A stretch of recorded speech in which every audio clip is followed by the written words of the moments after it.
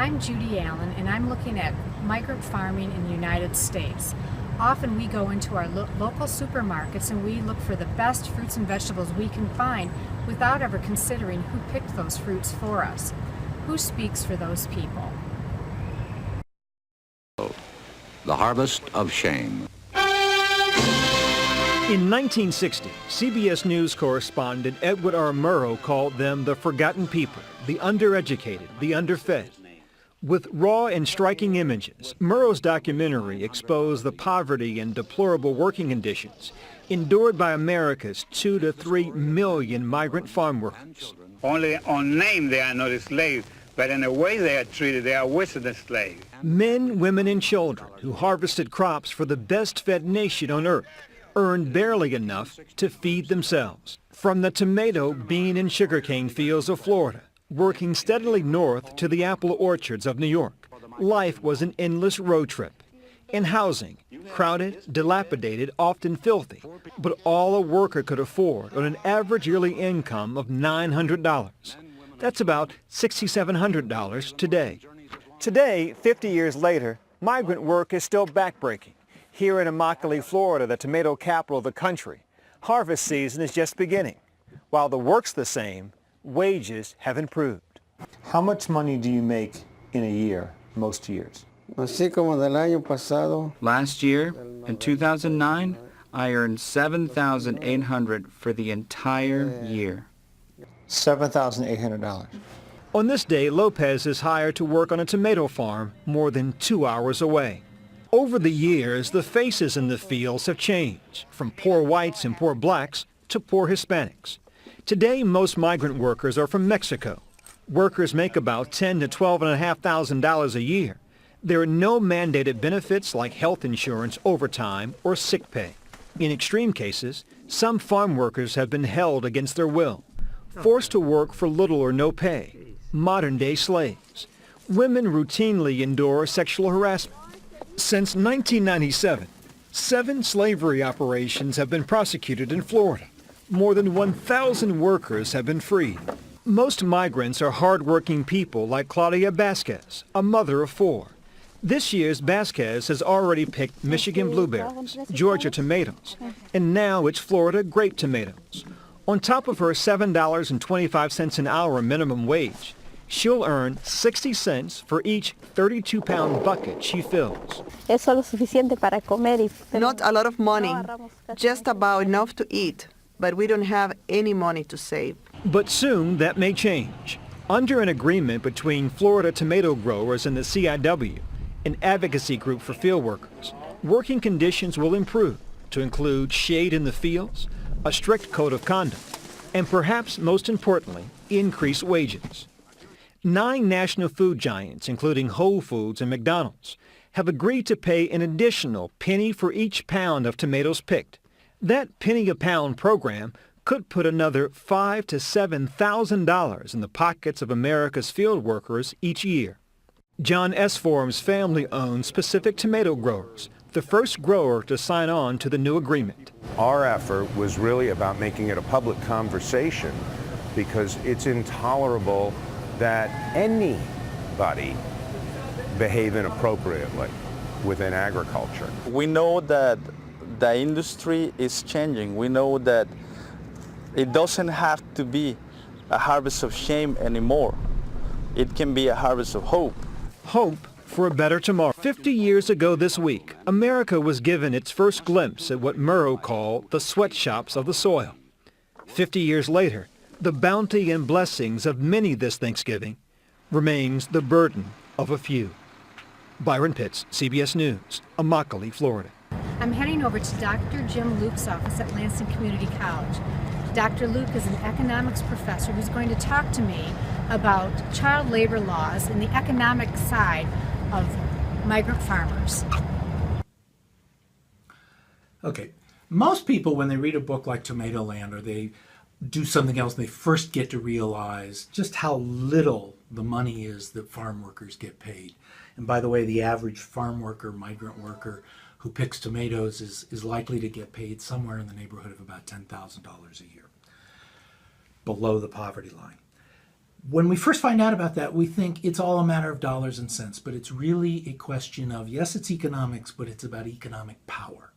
And there's a line that can go back. You can look at today's conditions and stretch a legacy back all the way to slavery and to post-slavery in the U.S.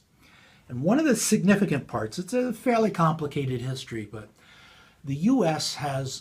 it's not always been a case of the small family farm. Actually, most agriculture is in kind of a plantation, large planter system, where you have a large landlord who then hires the cheap labor. Politically in the U.S., in order to reform labor, when industrialization hit in the 20th century, we passed a series of progressive labor laws that eventually began to change conditions. But to pass those laws, what we call the Fair Labor Standards Act, applied to all industries, but to pass the law, we had to exempt agriculture in order to get the political support of key elements at that time. So the laws that date back to the 1930s and at times back to the 1920s, things like minimum wage laws, no child labor laws, things like the right to unionization, those laws largely exempted farm workers for a long time. For example, even today, you can't have children under age 16 work in industry, but you can have a 12-year-old work on a farm.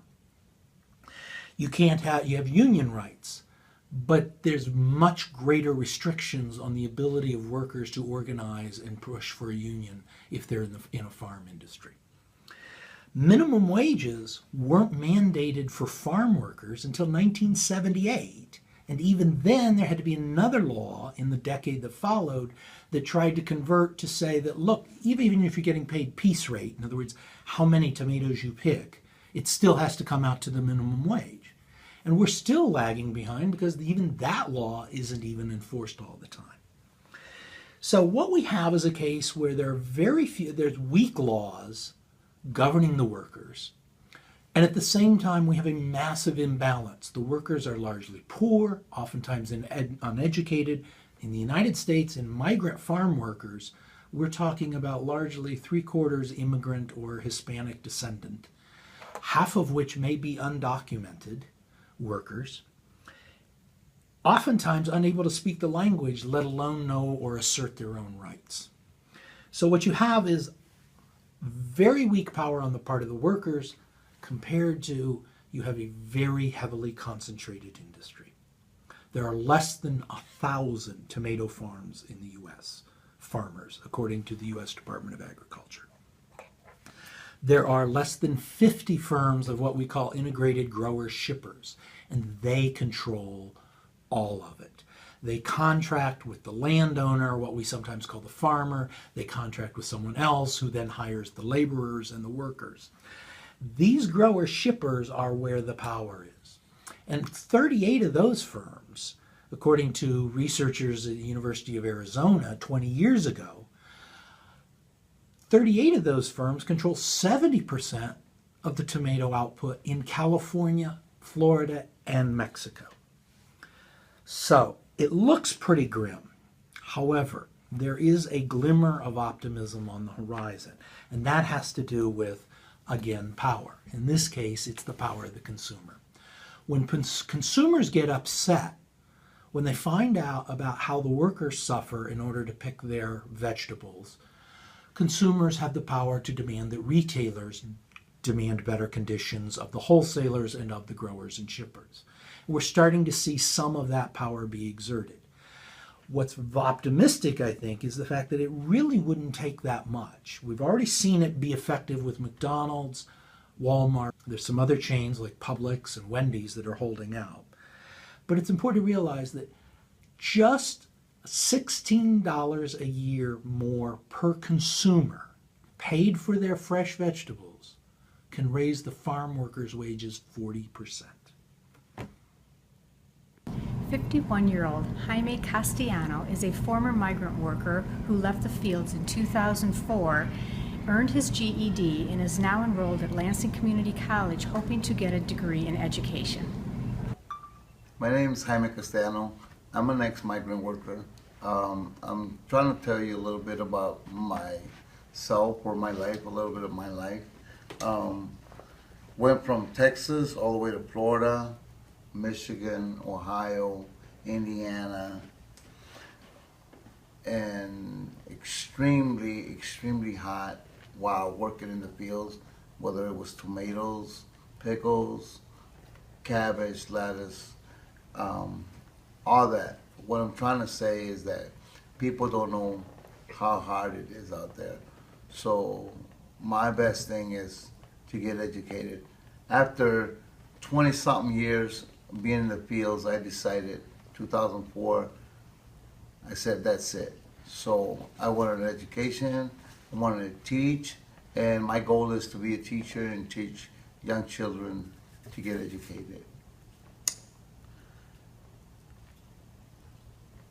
Now, it was very hard for me because I was the only one speaking English in my family, and I had to translate for my dad.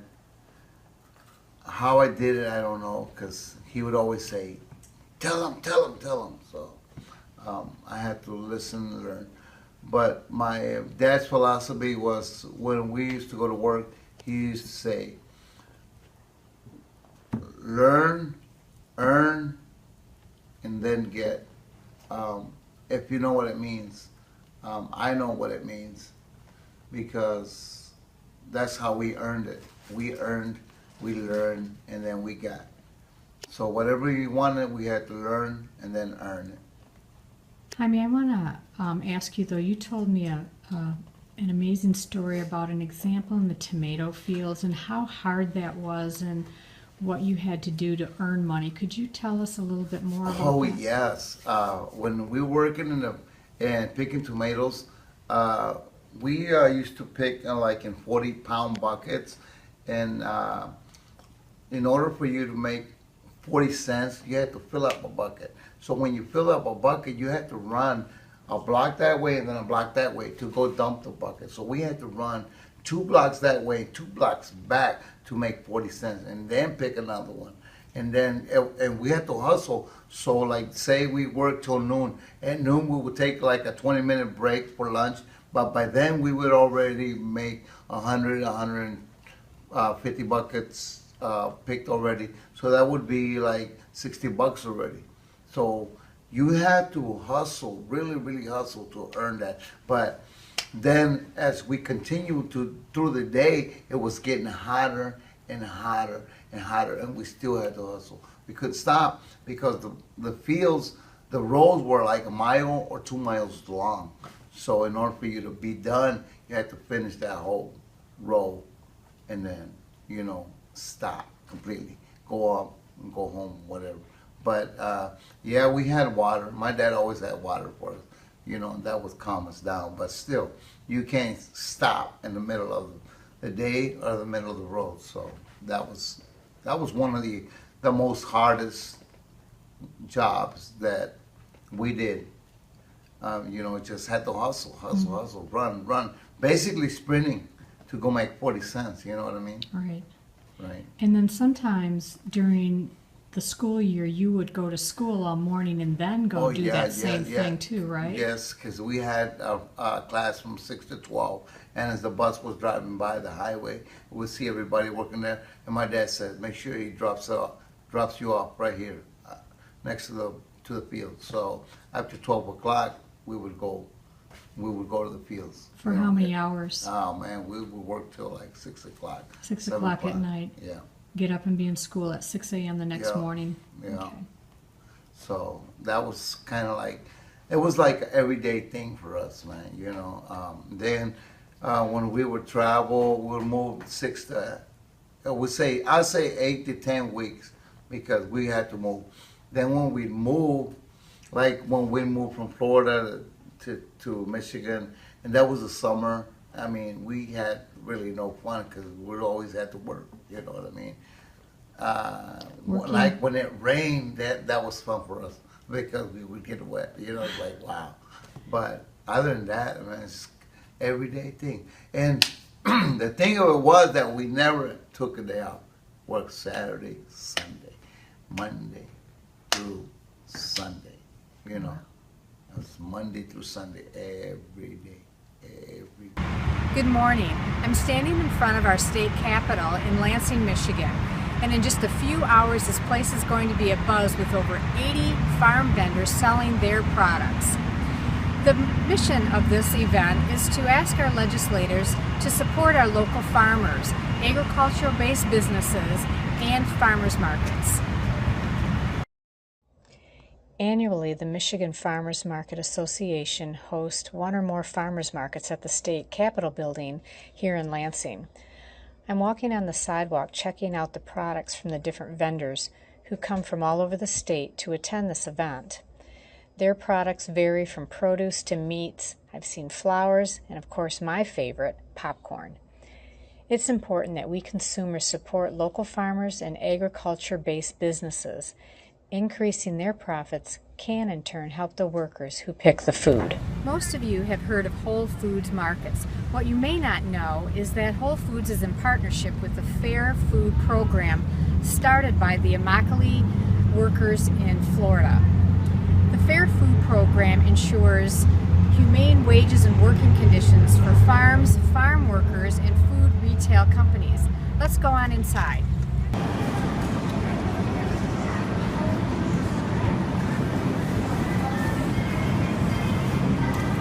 Lots of yummy looking tomatoes.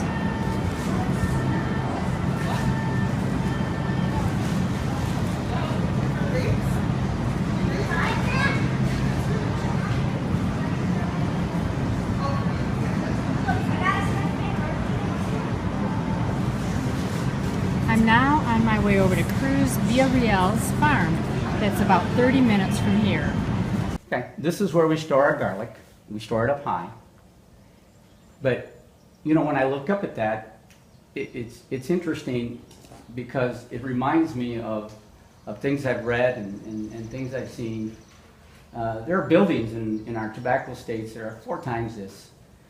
And there's the children walking on those narrow beams, right? Hanging tobacco taller than they are. Yeah, what I found interesting is that kids aren't allowed to buy cigarettes until they're age 18. But they can work in a tobacco field as young as the age of 12 and be exposed to nicotine, herbicides, pesticides, suffer nicotine poisoning, where they get nauseous. Here I am in a farm field, to one place my parents did not want me to be in. They were migrants. They followed crops. But like most migrants who develop their residency or some form of citizenship, quickly realize that this is not the life they want for their children. They figure if they can give them an education, that they won't end up in the hard work that is migrant life in the farm fields. So what he did is they exchanged one poverty for another. The misery of working in farm fields for little to no money, to the humiliation and the embarrassment of people looking down at you because you're dependent on welfare. The place we lived at was really a converted garage, I think. No running water, some fuel oil furnace, soot. Not pleasant memories of the environment. If the cockroaches had left, the house would have collapsed. It was a miserable life. So we looked forward to school, and I had a good education, from kindergarten to 12th grade in one building. It was good. Yeah, there were some usual things that you experienced, the intolerance, little discrimination, things of that nature, people thinking that you're less intelligent because of who you are. But all that did was make me determined to prove that that isn't true. I'm an accomplished man. I've made a lot of money in my lifetime. But here I am because I choose to be. I choose to be in something that I like doing. I like growing food organically. It's clean. It's good food. It's not the crap that comes off of a truck where the tomatoes were harvested so that they're puncture proof and and they're green, and then they take them somewhere and spray them with ethylene gas, and then they ripen the skin. No, these are vine ripened. They're awesome. They taste like a tomato should have tasted. But this I'm proud of. What I am ashamed of is the way we treat children in ag today. We let them work in farm fields, 90 degree. Can you imagine 105 degrees? Would you send your son or daughter, preteen or teen, young teen, 105 degrees, picking peaches in Georgia, or out in some blueberry field in Oregon, right? Why 90 do we do degrees that? all day. Why do we do that? Why is that allowed? Their parents usually don't have an education. They don't have access to money. They have rent. They have rent just like anybody else. And if they don't pay that rent, they're on the street. And any kid, I don't care if he's which most of these kids are non-white, but nonetheless, they don't want their parents suffering. So they'll join them in the field. They'll join them in the field. Can't the government do anything? What the government would need to do, if they pass legislation, it's like a two-edged sword. I want to see legislation that says, no, you can't put these children and expose them to dangers. I don't care if it is a farm field. But at the same time, what we've done is we've reduced their income. What needs to happen is you need to pay that ag worker more money. I read that they get paid a penny a pound, which equates to $7,500 to $12,000 a year. Now, if you added one more penny per pound, if you could figure a way to add 1 penny per pound, you just took a $12,000 job and made it a $24,000 job. Then mom and dad maybe aren't so needing to have to take their children into a farm field because they want them to go to school. So maybe it lies to the consumer. I read somewhere that it only adds like $80 to the average American's food bill to provide 1 more penny a pound to an agricultural worker. $80 over how long of a period of time? 1 year. 1 year. 1 year. We doesn't can't even figure out a system. It doesn't seem like we'd even notice that in a grocery store. You wouldn't notice. We're talking pennies. Okay. We're talking pennies. But a penny a pound to them makes a difference. I leave this farm field at 10, 11 o'clock when it gets like 85, 90 degrees. I don't want to work in that. Those kids don't have a choice. And I have to be sympathetic to the parents because they don't think they got a choice either. We can't fix it. Yeah, I get angry. I don't know who to point the finger to. I get angry. I mean, I lived it. I know what it's like to have people look down at you. I feel for them. The real cost of a tomato? Poverty. So what can you and I do as consumers? First of all, we can buy produce from our local farmers and farmers markets, but we can also shop at businesses who are partners with the Fair Food Program, such as Walmart and Whole Foods. And we can also encourage those like Kroger and Publix to get on board. Thank you.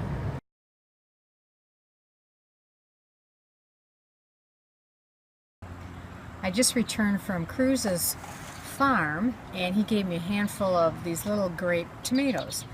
These are the ones we typically see at the supermarket, and I thought I'd have a taste test. So,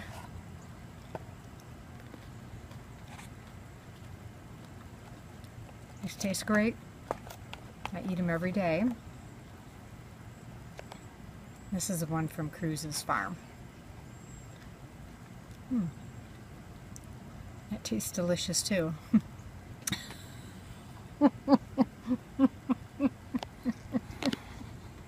We're running out of tomatoes here, hon.